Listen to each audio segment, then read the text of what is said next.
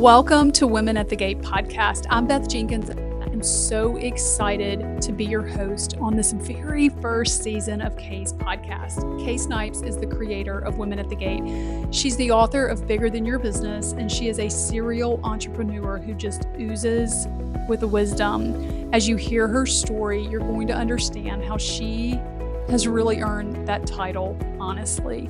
My husband and I have had the role and the honor of helping her tell her story, her testimony, her experience, her great successes, and hard, tough losses is the heartbeat behind the framework that she teaches today. We want to invite you into her story. We want to invite you to just pull up a chair and listen to the highlights of a conversation that I've had the honor of having with her over the last couple of months. Now, what I'm about to say isn't an obligation and it's not a requirement, but it is an invitation. I'm putting an email in the show notes below. The intent of that email is to invite you to respond. Now, you're not going to be able to listen to this whole podcast without having something stir your heart. Kay talks so candidly about some of her greatest points and her lowest lows and everything in between. I'm here to tell you that if something doesn't touch your heart, you might want to check your pulse. A lot of times when content creators come to us or people that have ideas, they initially think, I've got a message to share, and they want to convey ideas and information to other people. And the ideas and the information are incredibly valuable. The lessons they've learned, oh my goodness, like if you can learn from someone's past mistakes and their past joys and successes, you can shortcut a lot of the time that you have to spend. However, people don't just need that information, as valuable as it is. What they need is information that's organized in a very specific way that they can follow, they can apply, and they can get a similar outcome to what you got. To where, again, they can follow those steps. They're not just looking for stories, they're not just looking at all the information. Like, it is organized, and if you follow this process, you can get similar results. And so we're talking about a framework. We're not just talking about the ideas that you have or the lessons that you've learned. We're talking about the importance of, as a content creator, as a communicator, as someone that's in Kay's position, as really someone who's now teaching and leading others. It's taking all those ideas and outlining them in a step-by-step process. That's what we're talking about when it comes to a framework. So we're just going to jump right into some of the reasons why you started this project.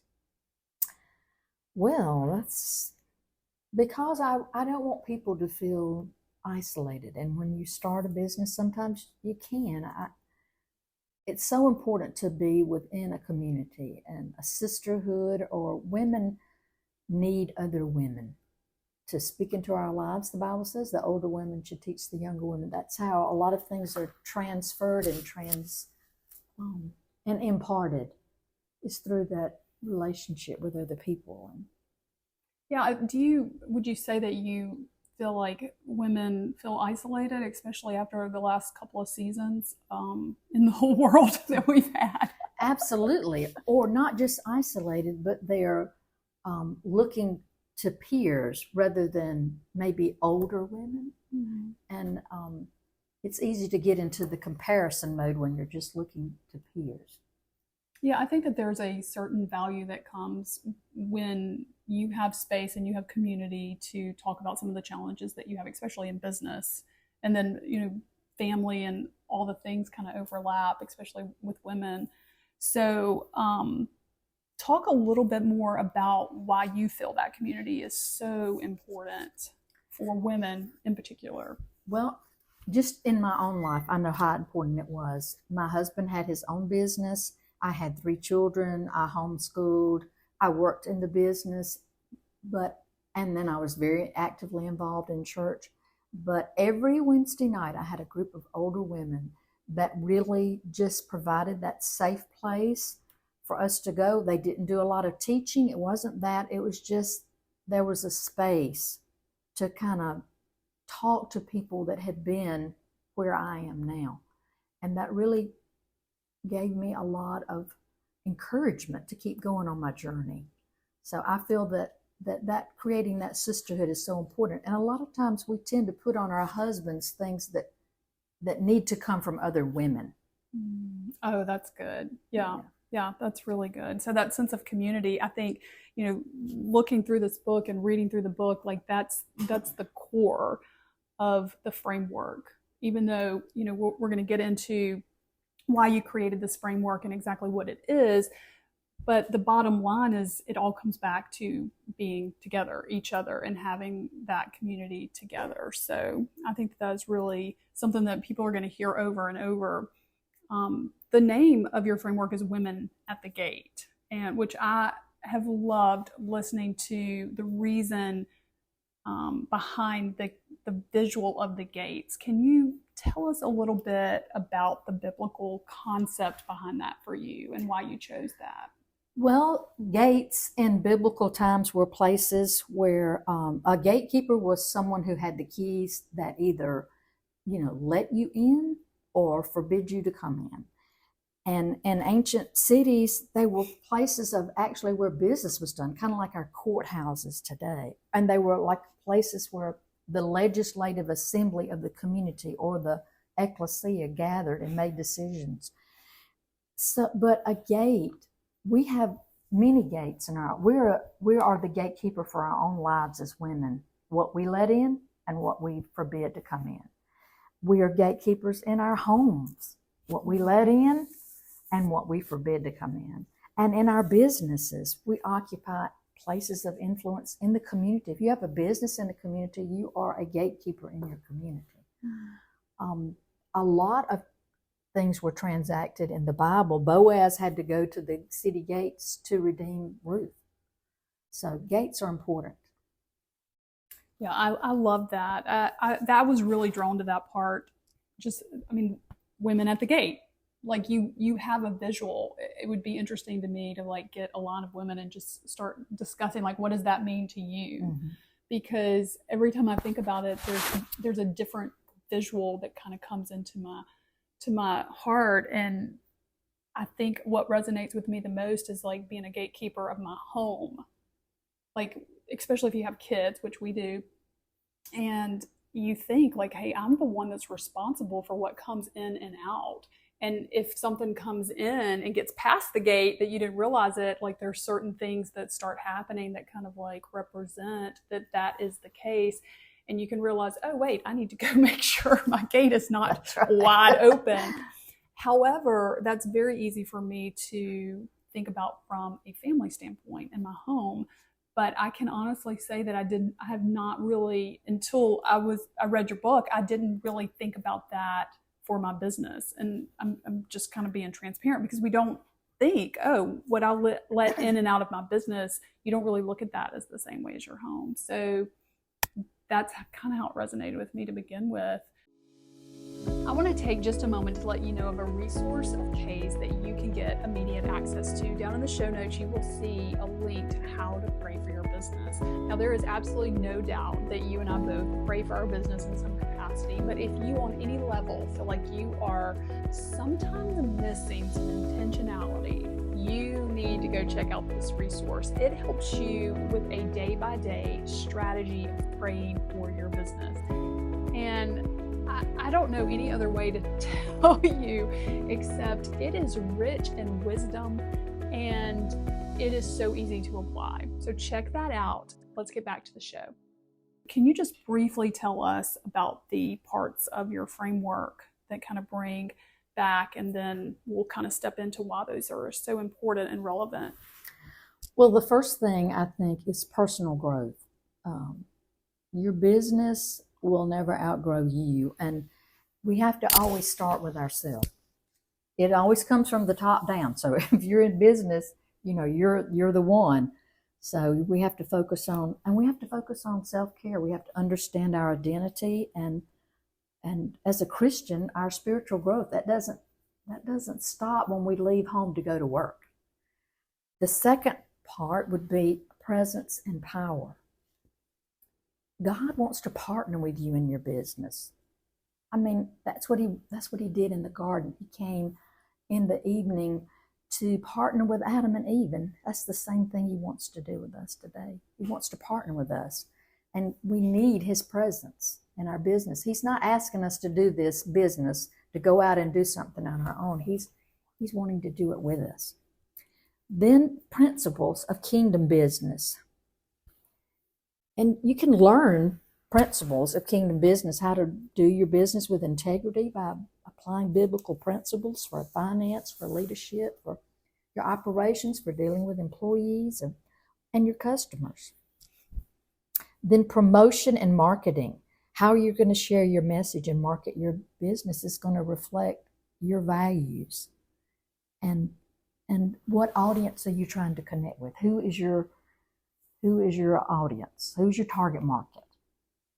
And then you've got professional requirements.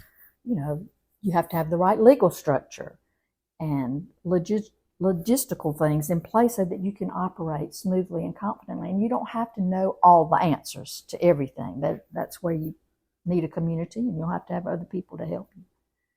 So basically, personal growth, presence and power, principles of kingdom business, promotion and marketing, and professional requirements is the framework. That's a lot of stuff. It covers a lot of stuff. The visual that your framework has is the petals of a flower. And I know that a lot of people, as a business owner, I know that there are so many challenges that we face. And these challenges, come in the form of all 5 of these things in some capacity. So talk a little bit about some of the challenges that you feel like led you to creating that. That's going to be a loaded question, I realize, but the challenges that have happened in your life that have, let's stop there. I don't like that question at all. Cut. See, I skipped one. Mm-hmm. So now I'm trying to wrap back around. So let me just figure out how I can do that. That many women feel overwhelmed by the business side of things. What advice, well, good, because that's beeping. What advice would you give to women that feel stuck, so we can wrap back around? Well, that's why I created the framework. Yeah. Okay, so I'll go there. All right, start back. All right, so, that many...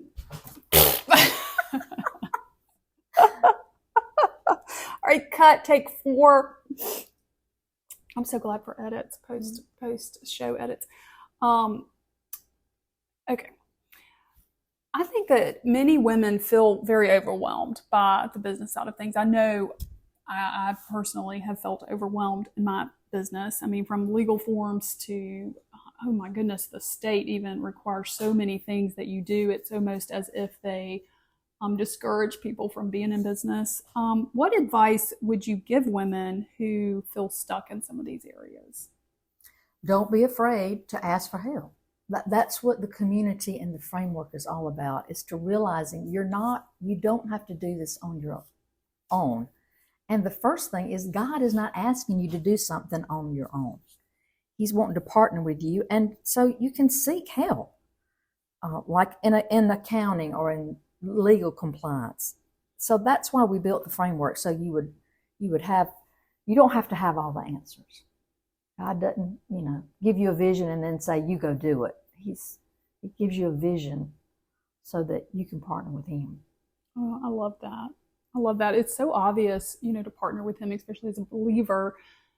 But, if we're honest with each other, a lot of times that's like the second or third thing that we think about doing, if that. And so I think being part of a community where this framework, you're able to step into this framework, and it's not that this is a framework that takes you in order of things, but you can just go to the petal, if you will, that is relevant to what you're kind of dealing with and where you're feeling overwhelmed. And then you have this whole community of people that are experts in that area. And you also have a piece of expertise that you bring into the community that other people will really, really benefit from. And I think that's the essence of community. Yes, it is.